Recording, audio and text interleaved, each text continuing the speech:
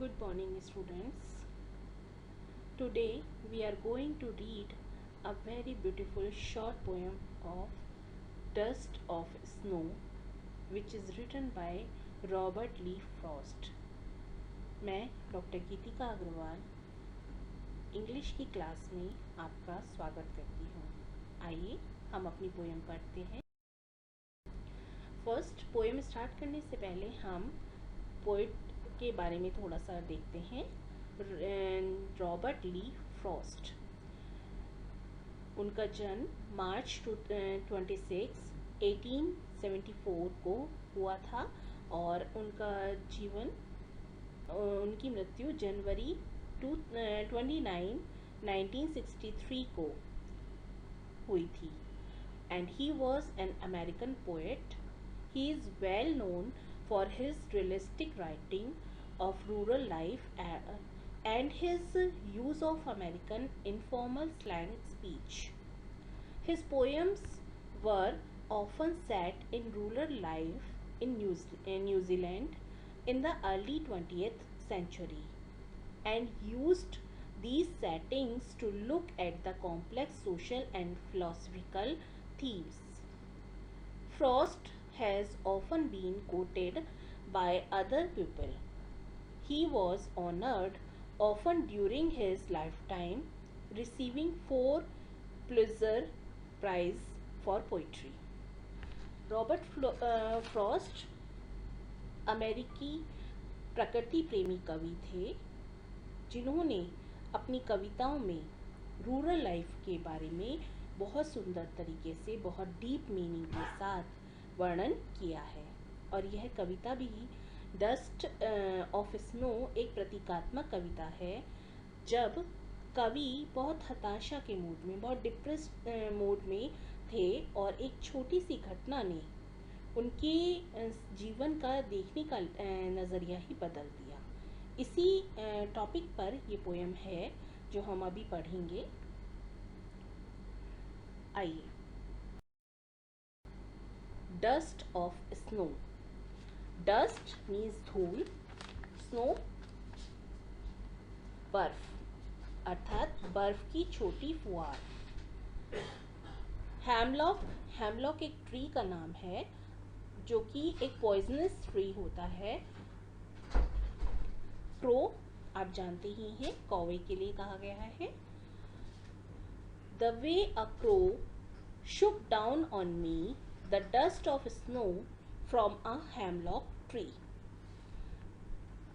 कवि यहाँ एक हेमलॉक ट्री के नीचे खड़ा हुआ है और सर्दियों का मौसम है। कवि बर्फ में ढके हुए हेमलॉक पेड़ के नीचे चुपचाप बैठा रहता है पल भर के लिए, और पेड़ की शाखा पर बैठा एक कौवा।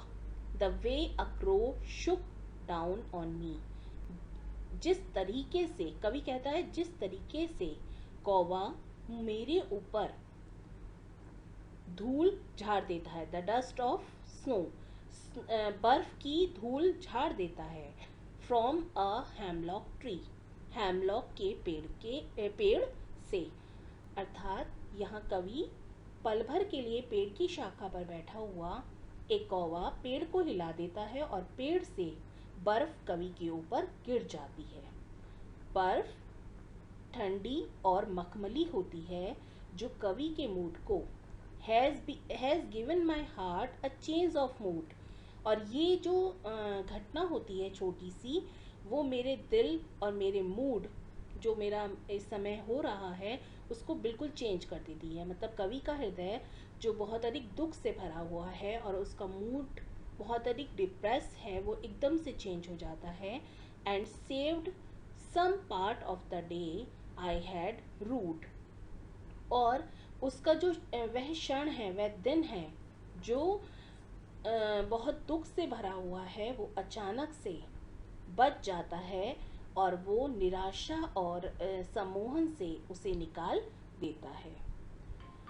यहाँ काले कौवे को आमतौर पर मृत्यु और भय का या बुरे अपशगुन का प्रतीक माना जाता है। चूँकि कौवा या क्रो सद्भावना से संबंधित नहीं है। ये विडंबना ही है कि इस कविता के दौरान उसने बर्फ से किनारा करके एक ईमानदार काम, एक अच्छा काम किया है। अब ये सीधा सीधा अर्थ था। अगर डेप्थ इसमें जाते हैं तो कवि कहना चाहता है कि रॉबर्ट फ्रॉस्ट कहना चाहते हैं कि उन्होंने दो चीज़ें ली हैं यहाँ पर। एक तो क्रो लिया है जो कि अपशगुन का प्रतीक माना जाता है, और दूसरी तरफ उन्होंने हैमलॉक का ट्री लिया है। हैमलॉक का ट्री जो कि जहर का और विषाक्तता से संबंधित है, मतलब उसे मेडिकली भी पॉइजनस ट्री माना जाता है, वो भी कड़वा जहर के रूप में इससे संबंधित है। इन दोनों नेगेटिव चीज़ों को लेकर उन्होंने अपने जीवन में पॉजिटिविटी को फील किया है, उसको समझाने का प्रयास किया है।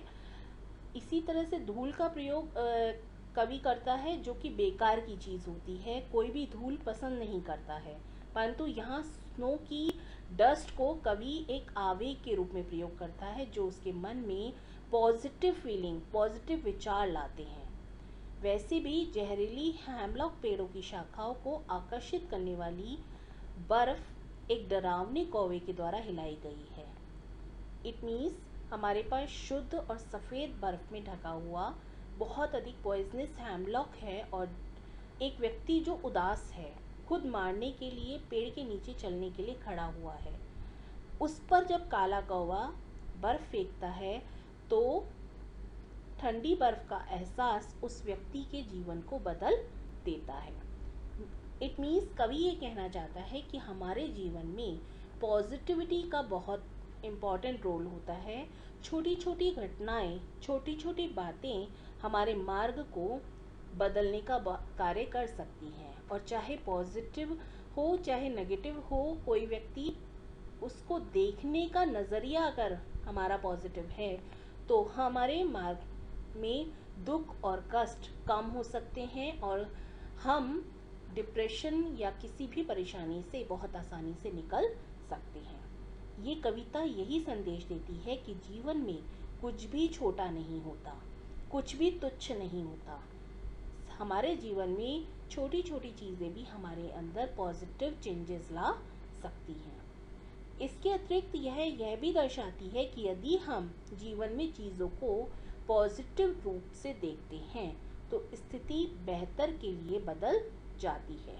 यहाँ तक कि छोटी मदद या अच्छे से इशारे जो हम दूसरों के लिए करते हैं वे भी बहुत अंतर लाते हैं। इसीलिए हमें दयालु कृत्यों पर विश्वास करना चाहिए जो हम करते हैं, और जिस तरह से वे किसी व्यक्ति के दिन को रोशन करते हैं, कभी कभी वो उनके भविष्य को बदल देते हैं। जीवन की सभी छोटी छोटी चीज़ों को देखना और उसकी सराहना करना, उसको अप्रिशिएट करना हमारे जीवन को खुशहाल बना देता है। यही रॉबर्ट फ्रॉस्ट ने समझाने का प्रयास किया है इस कविता के माध्यम से। मैं आशा करती हूँ आपको समझ आ गई होगी, पोएम क्लियर हो गया होगा। अगर फिर भी कोई डाउट है तो आप कमेंट बॉक्स में अपने डाउट लिख सकते हैं, मैं उसको क्लियर करने की कोशिश करूँगी। Thank you so much.